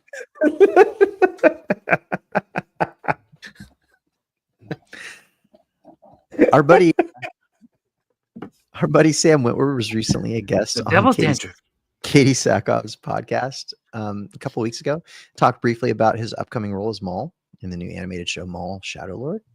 What we're talking about what it was like to have a show that's focused on a bad guy, but and how you have to balance your like protagonist, but also someone who's historically been an antagonist. So he says it's truly a show about bad guys versus worse guys, and our bad guys are still bad guys. This isn't going to be a show where you go, oh, you find out Maul is just a real teddy bear. He's just misunderstood. But the idea is, in fact, even though he's a bad guy, is he as bad as Sidious or Vader? And the answer is actually no. From the Sith perspective, this guy has flaws. And these flaws are the humanity that seeps in at various points. And some of this is humanity he did not have maybe early in the Clone Wars, but because of things that happened to him, he's rethought a lot of things. So and they also talked about how even though Maul was originally supposed to be part of Sidious's grand plan, things did not turn out the way he had originally envisioned. So now he says, now the Empire's here, which Maul would have known that was his master's intent. But now that he's seeing it, he's like, is this what he's had in mind? Because this isn't what I thought it would be. This is a little scary. Maul comes from a time of swords and sorcery and magic and knights, and now all of that color is being sucked out of the universe by this mechanized empire. And Maul is like, is this right? Is this a universe that we're trying to build? So he also went on to talk about how during the Clone Wars and Rebels, he would pitch ideas to Filoni when he was voicing Maul for those projects, and Dave would push back and say, well, this isn't Maul's show. And how now this is Maul's show, so we have a chance those ideas to come to life. So all we know right now is the show is officially so far is that Maul Shadow Lord is still being in production, and it's set to be released on Disney Plus sometime next year in 2026. So I know some of us were at that panel. I don't know if did you guys talk about that? You lightly touched on Celebration, but yeah, I don't know how much we dug into it. Yeah. Here, let's go ahead and play the trailer right now. Oh, wait. That trailer has not been released. They did, in fact, show us a trailer, but that has not been publicly released. Cannot show that, Steven. If you have a copy, you cannot show that. I do not have a copy. There are copies of it around. Wink, wink. The animation style is a little different. It's a little evolved. Yeah, I'm it so always evolves. pumped for it. I'm so pumped for it. If It's gonna be you so cool. Yeah, if you think about how like between the Clone Wars and Bad Batch, the animation evolved a little, and then between Bad Batch and like stories of the Underworld or Empire, and like those, like you can even tell like a little bit of an evolution of the animation there, right? Like same thing. So they've evolved the animation just a little bit more. So, what I remember thinking the whole time was like the lightsaber animation was just insane. Yeah, like you just it's like it's almost like ragged, and like when they'd swing the sabers, you could almost see like the fire coming off Trail. of it, and like ragged, and it just was amazing. So, very cool. Yeah, looking forward to that. Yeah. So have you guys noticed, like, in pretty much like any Star Wars post on any social media lately, like literally every comment from anybody on Earth is like, make Battlefront 3. Like, what is up with that lately? Yes. Like, what is the story here? I don't know where, how, or why this started, but apparently there's this whole grassroots effort thing to get EA to make a third installment to the Battlefront series of games. Do we know what's the story? Do you come have from? I mean, I know have a little bit. Battlefront 2. Yeah. So I know, like on May the 4th or whatever, they just a bunch of people started playing again, from what it sounds like, and yeah, well, I guess the servers crashed because there were so many people jumping in, and so people just are realizing, like for what was like the last Great generation game. console game, how good they look. Yeah. Oh so yeah, check I this- think they put it on sale or something, but it is insane. Even Battlefront 2015 is like, the graphics in that are so good. It was just a great game. Yeah. But if you put the new game mechanics in it, oh my god. Yeah. So check this That out. game- If they put a new one, yeah. Yeah. Apparently whatever they're doing is working because as a result of the online chatter, Battlefront 2 broke its all-time peak on Steam. It shot up to a peak of over 18,500 players as of this past Monday and has only barely started to slow back down in the meantime. And it's still way up as of the recording of today. So for reference, the previous all-time high was in December of 2020, the year that it came out, which was only 10,000 players at a time. So the year that it came out, on Christmas of the year that it came out, at peak all time 2017, was 10 I think. Was 2020 was 10,000 players. Oh wow, This nothing. Monday, 4 days ago, was 18,500. Yeah. 5 years I jumped- later. That's crazy though, because games like Helldivers 2 has 100,000 people playing. Well, that Yeah. this is just on Steam. Mhm. Just one platform, just Okay, on Steam. okay, So that's okay, just okay. I was gonna representative say, of that that's one platform. But that's insane. the only place That's that I can get also- stats from like that. So But that's also indicative that 5 years ago, you only had a PlayStation to play on, a PC, or an Xbox. Now you can go buy a Steam Deck for like $300, and you've got access to every game on that platform. Yeah. It was pretty cool. I logged in and played the other day, and it was like no problem matchmaking a 80-person match. Like it was kind of cool. Like Who Dude, who let's posted that play. thing in our chat with what Battlefront 3 could be? It was like make it like Helldivers 2, but Star Wars. Oh, that was me. Dude. Yeah. And then Yeah. like it's like you and three of your clone trooper buddies, and you get dropped onto a droid planet or something. Can you imagine being able to like team up with your friends, like basically Helldivers, but you're clones, and you just buddy up and you get dropped into just random campaigns around the Clone Wars? Would be But so then- good. But then all your different smaller campaigns like feed into the larger narrative campaign for that season. Oh man, Mhm. that'd be so Yeah. good. Well, I how could much literally just port the maps over from like the first two games and add some more characters, and I'd be happy. But if they like made the mechanics modern, it'd be crazy. I mean, Steven, Yeah. how much did like Fortnite just bring in with Star Dude. Wars? Fortnite is going crazy with Star Wars. Today they just updated. They've been doing updates each week with new story beats. Last week was Mandalorians that gave you jetpacks and the Mando rifle, and then this week they introduced you can fly a Star Destroyer and like blast cities away. And Yeah. you can make custom Mandalorians. It's crazy. It's Dude. crazy. But I just wonder how much money they made from that, because this is like a reflection of like how the times have changed and gaming has like advanced from when Battlefront was made, which Yeah. Battlefront visually looks awesome, but the mechanics are kind of It's like Mhm. technology changes so fast and games change Yeah. so Oh, fast. Like hold just on. like we I guys are think- saying, I making think it a the hell. mechanics of Battlefront 2 are better than like something like Fortnite still. Mhm. Yeah, Battlefront No, 2 no, was no. pretty impressive. I'm not saying like the actual literal mechanics. I'm just saying like gameplay. Oh, Just like game the in way you- general. the way Well, you play the how- game. How it Like, used to imagine- be, you spend $60 to buy it and everything's included, or now it's a free game, but you're spending little microtransactions No, to no, get no, stuff. no. Imagine go. if Battlefront was more like Call of Duty, where it's like first groups person? of people against each other. Like It is. It is that, yeah. It's literally that. Doesn't EA not have? It's the literally rights 40 on to 40. Do it yeah, anymore? but it's not the same. It's so linear. Obviously, it's not the same. It's Star Wars. Yeah, It's I not don't know. real No. soldiers. I think those are two different games, but I guess that's me. They literally are, yeah. Yeah.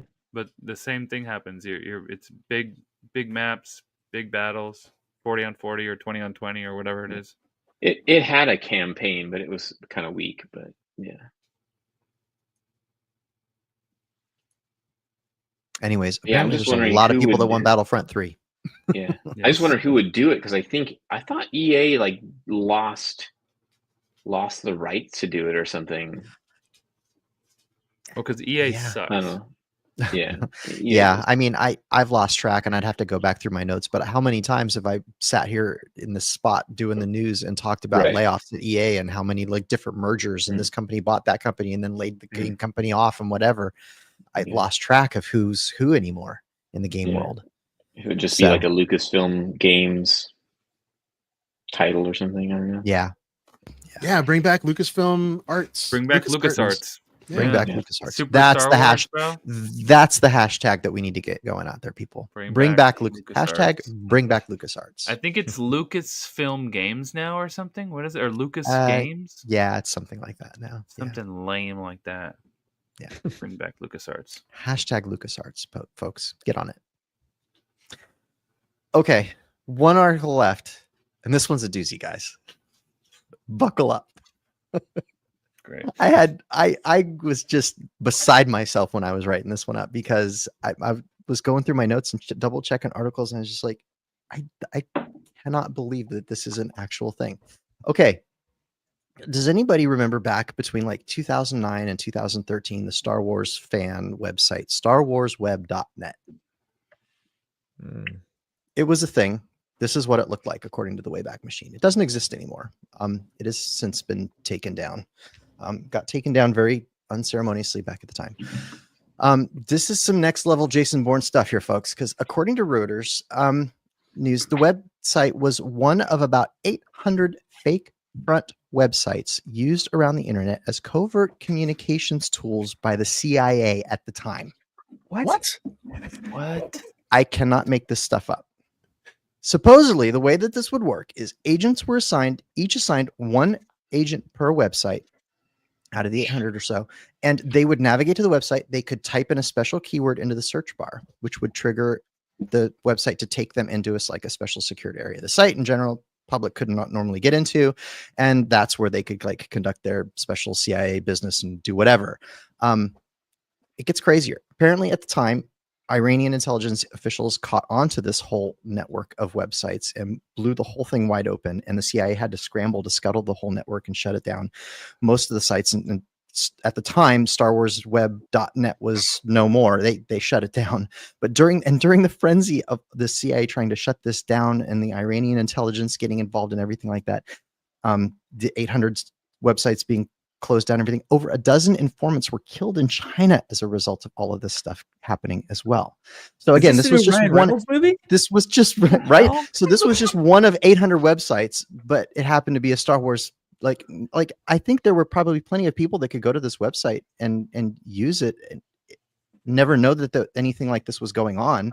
And yet behind the scenes, this site was there. And bro, if you were the one agent that had the magic password to type into the search bar, you could use this website to communicate with your little CIA agent network. This is a backdoor rumor on a whole nother level. No, I have cross-checked this to multiple articles that actually Raimi's source in the CIA. Some of which go back several years. Facts. Including the whole bit about the Iranian intelligence thing and the agents getting killed in China. That article was actually several years old, but it all cross-checked out. I hate this. So when did this appear? 2009. This website? No, but when this was back in like 2009 to 2013. No, I think the site was I up. understand that, but like, what brought this to the surface right now? Did you just like dig this up and? Where did you find? No, there was an article on Reuters News. Okay, got it. There's also lizard people living among us, and well, they're probably running the site now. Oh man, I kind of believe this. Some like chemtrail shit. While I'm looking at this Boba Fett. Yeah, there was an article on Reuters News that talked about the whole scenario, and then there was some university. There was like a university website that actually listed out all of the individual sites, and this was one of them that was on the list. All right. So it was like there were a few different sites that kind of. So the Reuters article didn't list this website, but then the university website that actually had done the analysis that figured out what the sites involved were had this one on the list. So well, Raimi's marked now, so We should probably Nah. move on. This is all old We all are, dude. news. This This is is the all wrong old night to news. go on the show. This happened years ago. so- Pixelate my face, Steven. Yeah. Turn the light off. So, nah. Pixelate your face. Crazy. I'm like, this is insane. This is so crazy. All right, that is One of actually those, it like, for the voice news. modulators. That's it for the on news, the and it rest was of the, nice knowing you guys. I'll probably be dead by the I morning. didn't know that was what was happening. These Trails of the Empire We should be talking about these things on the podcast. All right, John, check on him in a couple hours. yeah. That's it for the news, guys.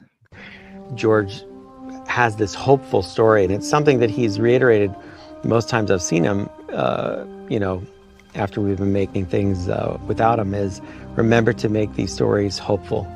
Remember to give that to kids because they really need it.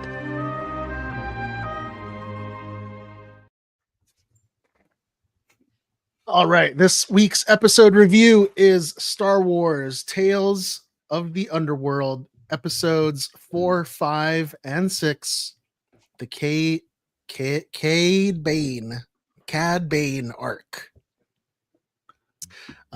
These episodes were written by Dave Filoni and Matt Miknovitz, directed by Saul Ruiz, Stuart Lee, and Nathaniel Villanueva. And Corey Burton is back as the voice of Cad Bane. Episode 4 is titled The Good Life. Episode 5, A Good Turn. And episode 6, One Good Deed. Original air date was Sunday, May 4th, 2025. So speaking of hope and what children need, David, let's go ahead and give us your review on these episodes. So Colby's a bad dad. No, I'm really happy to just get a little more Cad Bane backstory. Agreed. It's cool. Yeah, I mean, it was very much the like showdown at high noon, the build up to that. Obviously now we know a couple things about him. You know, Cad Bane's not his real name. It's Colby, which is not a good cheese, if I'm being honest. Is it yellow cheese or is it white cheese? Right? It's Make up your mind. Yeah. And where's Jack? And that he's a dad, and like Raimi always says, nothing's what is it? Nothing's ever on accident or whatever. So maybe he'll show up later on. But no, it's cool to get a backstory. I kind of wish, I almost felt like these first 3 episodes could have been, or these 3 episodes could have been like one episode, and then maybe sort of like the arc in Tales of the Empire with Morgan Elsbeth, where it's like one episode when she's younger as a Night Sister, and then it jumps forward, whatever it is, 10 years, 20 years, and when she's working for the Empire and she meets Thrawn, and then jumps forward again. Like, I would like to have seen like this, this is like where he's all in, he's a bad dude, and then it'd be kind of cool to see him jump forward again. Like when you first see him in the Clone Wars, he's teamed up with Aura Singh and some other bounty hunters. 3 separate stories rather than a singular right scene. And see him just this is the thing, this first arc was like, this is what made him bad, or you see him go, he's cold, right? That's who he is. And then maybe the next arc you should see him like start team up with some other bounty hunters, and then ultimately maybe see him with the scene I know we all want to see is how he puts the dent in Boba's helmet, and he gets I think he gets hit in the head too, because he's got like a plate on his head in Bad Batch where he doesn't in the Clone Wars. So stuff happens in between, and maybe we will see that down the road, in whatever form, but yeah, it's cool to see it. Does he put the dent in Boba's helmet? Mm-hmm. Yeah. Because I thought Boba had a dent in his crotch plate too. He does that too with the second gun. Oh, one in Get the a head, little bit one in hung the- up in the holster, and yeah, the double tap, but not the traditional kind. Got it. Okay. So yeah, no, I'm really happy to have those episodes. Those guys knock it out of the park every time. Well, could be just the tease, you know, like they get enough excitement. Yeah, Maybe it drums it up so they make more, just like what you're saying, because that was Right. cool. You going through like all the different like phases, that would be kind of Mhm. sick. Mhm. Super sick. I kind of wondered though. There was a little bit of a strange thing that I noticed was he's really tall, right? In the Clone Wars, he's really tall. Mhm. He in the live action, he's really tall. And in this, he's clearly like an adult by the time in the third episode happens. He still seems kind of short. He's got like short legs. He's like had a growth spurt in his 20s or something. I don't know. It's kind of strange. I It's a did weird thing notice they make. something like I noticed something similar because like when he puts on the hat, the famous hat, At he the end. doesn't fill it out. Like it's too big on him. He was probably like 16 or something, and we think he was Yeah. 20 something. Yeah. Good point. Yeah. Yeah, Dang, so he had a kid when he was like 13. Well, Dang. aliens, man, Duros. You don't know what they're up Yeah, to. They or get what age. down. crazy. They're girls. aliens, bro. We can't use our human perception Right. to know what's It's like going the on. opposite of Grogu, you know?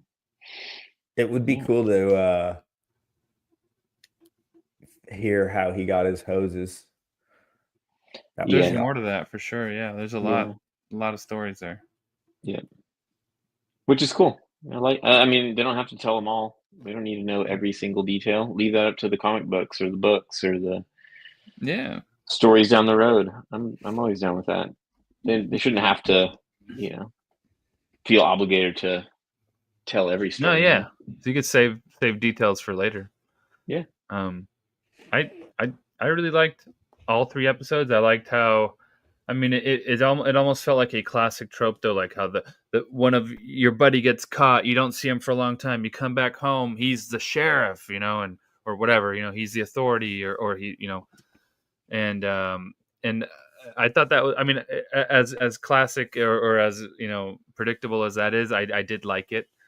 And I also liked the twist where he figures out at the end that he's that kid's dad. You know, he didn't just kill his father. He killed his, I don't know, he killed the person caring for him. But it was cool it was not cool, but it was, you know, a huge twist. Yeah. so gnarly too. It was so heavy. And we had him there the whole time, and we didn't realize like he's the color. He's blue. He's not green. Yep. And you know, and maybe that's just how it works, where you're the color of your parent, and that's how the generations work. I don't know how, you know, how the blue or the green comes about, but that was a good twist. And like David said, we'll probably see this kid will be the next. You know, maybe he'll come out in 10 years, or you know, they'll figure something out where this kid is older and he wants revenge, and he's gonna go after his own dad or something, and you know, it'll be this whole thing. It'll be like a series New of him, Republic Ranger or something. yeah, you know, or even him just being, you know, following in his dad's footsteps, but starting with his dad or something, you know, like, or you never know, they can take it in a million directions. I did like it. The whole backstory. I liked Laszlo. You can see where he got his inspiration from. Swagger. You know, with the hat, and then Yeah. the whole attitude. He was cool. I liked him a lot.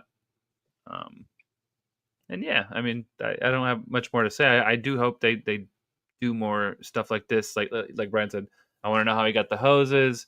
Like David said, I want to know how he got the metal plate eventually.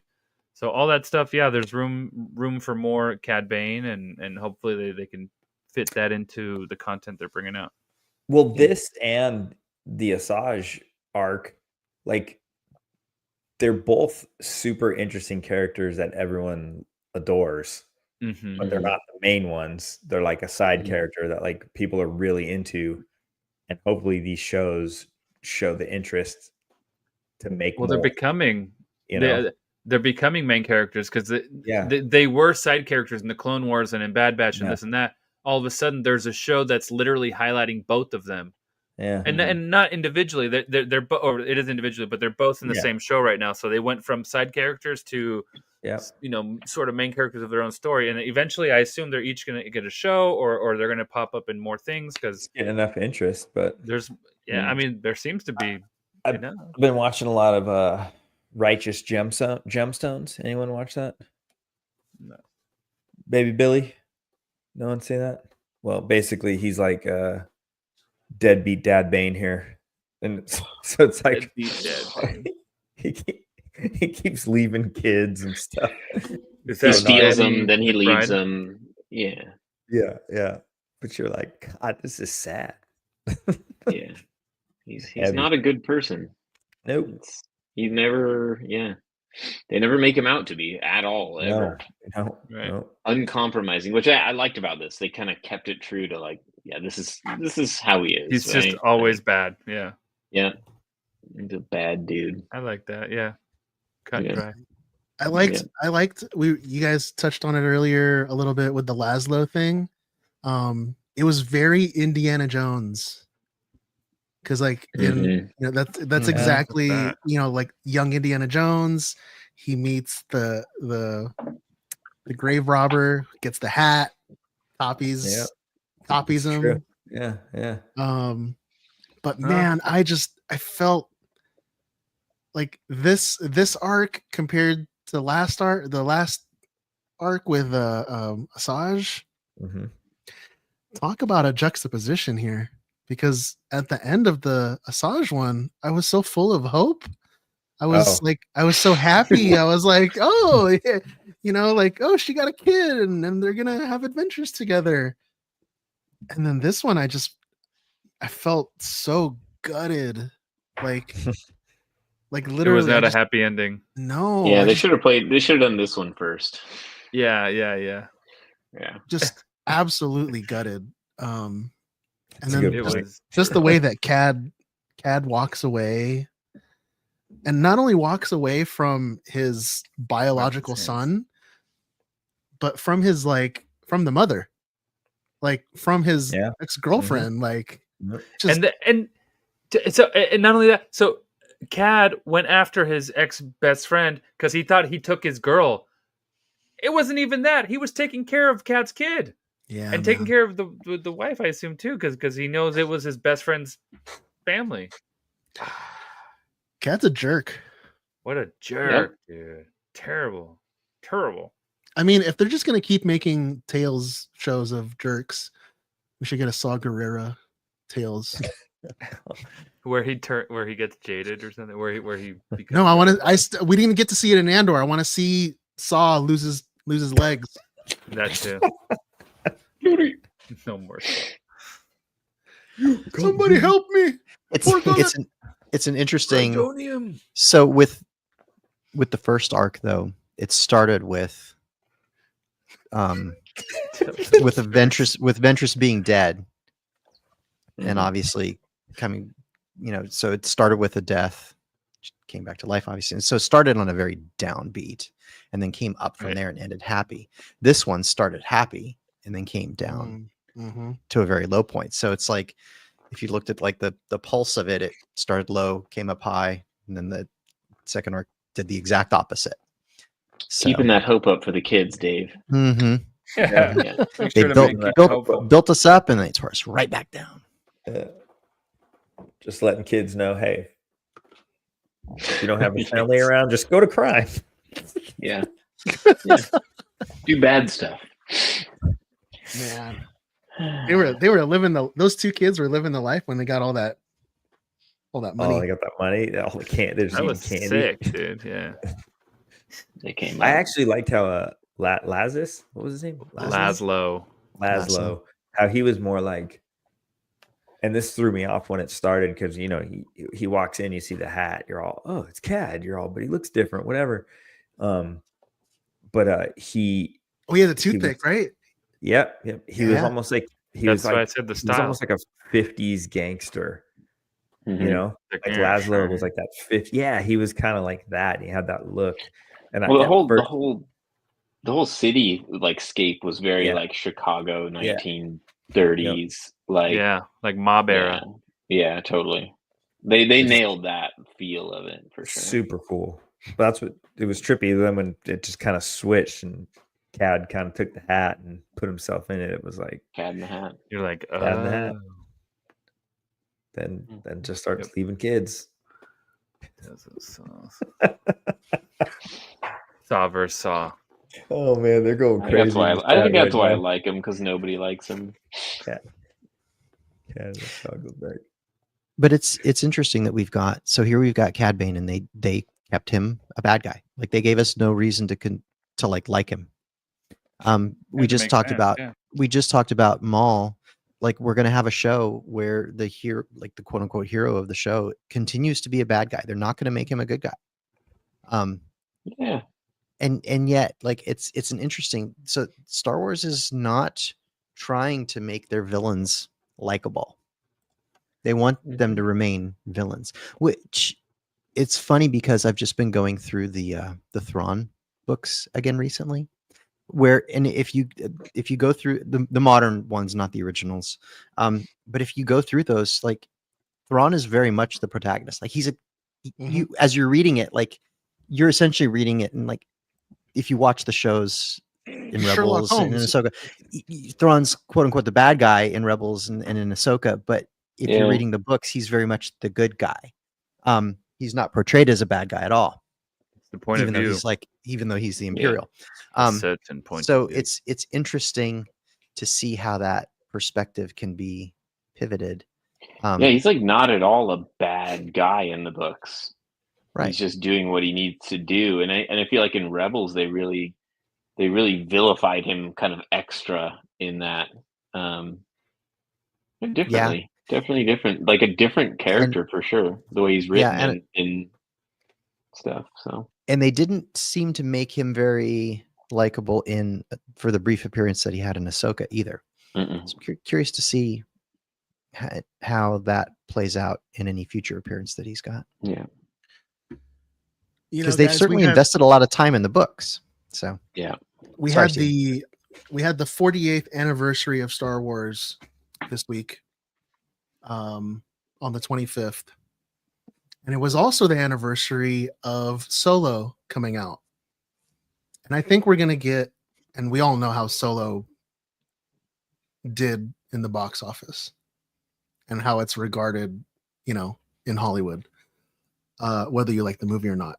But I think we're gonna see a lot more of these animated shows focus on individual characters like this, because it's the ultimate litmus test for avoiding what they did with Solo. Because if they came out with a good movie, Solo's I a don't care great. what anybody says. It's an amazing movie. That's a great movie. I watched it the other day. It's so good. But you can't deny it. You can't deny how horribly it did. It had so many things stacked against it that it died. And I think they don't want to make that happen again with a character like, let's say, Boba Fett, or Cad Bane or Asajj or any one of the beloved, B tier characters. And I think that's a big reason on why they're taking it's not even a risk. I think that's a big reason is why the Maul show is coming out, because they want to, tell the Maul story, but they don't want to put the risk out there of having a movie bomb and then having all the bad press with that. You know what I mean? So I think we're going to see a lot more animated shows like this, where it's, maybe it's not a 5-season show. Maybe it's 1 season, 2 seasons at the most, but we get a complete story for a character. Yeah. So I don't know. Final thoughts on Tales of the Underworld overall, episodes 1 through 6. John, I love it. Yeah, like that. Yep. Like both of them. Good. Brian, Raimi. I thought they were both great. Yep, same. David. Yeah, I felt like the Asajj one was like a little anticlimactic, but Agree. Just happy to have it. You know what I mean? Agree. Yeah. On both comments. it's only anticlimactic if that's the last you see of them. That's Err. hey, happy birthday, Ryan! If you're watching, I think you're watching. Oh yeah. Happy birthday. Hey, Brian. Hey, Alex. It's not my birthday. It's Ryan's birthday. Ryan. Ryan. That's what I said. I said Ryan. Oh, Happy birthday, Ryan. Anyway. All right, I think that's going to do it for us today. If you enjoyed listening, feed that algorithm and leave a 5-star review on your podcast app. Be sure to include that cake emoji for John. You can follow me at Stevie.Kicks on Instagram, sometimes on X. Gentlemen, let the listeners know where they can find you. John? At Alpha Ignition. And Brian? Sithin' ain't easy. Is it Sithin? Sithing. Sithin' around. So why does it You say know, sitting here? Is it G or no G? There's no G. It G. shouldn't be a G. It ain't sithin'. It's not sithin'. Sitting. you Oh, you so just the said ain't sitting. easy part is right, but the thing Ain't isn't. easy. Got it. Can you say that again, David? Sitting. It's not sitting, but it ain't easy. Sitting ain't easy, guys. Yes. Sitting isn't easy. Sithing isn't easy. I'm so tired. Yeah, the Oxford version. Excuse me, sir. But do you happen you to have pass any The sitting? Ravi, Ah. where can listeners find you? All right. Well, you won't find me there, but you can. If you randomly happen to find yourself in Texas this weekend, you can swing by Dallas Fan Expo and say hi to our very own Tech Bad Batch. Because that's where he will be. Take a lot of videos and pictures, Luke? Joe. You know what? We should have Joe take over the Instagram. For the- Oh. Wait, is that Fan Expo or is that Rebels Say CumCon? that now. Sorry, Rebels. Sorry? That's a Rebels- different. That's a Rebels different I con. think it's something else. Con. Yeah. I don't know Rebels. what It's not the con same. they're going. Not the Rebels. same thing. Rebels come. Oh, okay. It's a dangerous read. Not the same. Not the same thing. Okay. And hey, if you're attending a con, make sure you wear your favorite Dad Batch T-shirt. If you have one. That ain't one. Thank you again, everybody, for listening to episode 138 of the Dad Batch Podcast. Be sure to tune in next week for episode 139. And until next time, enjoy your spice responsibly.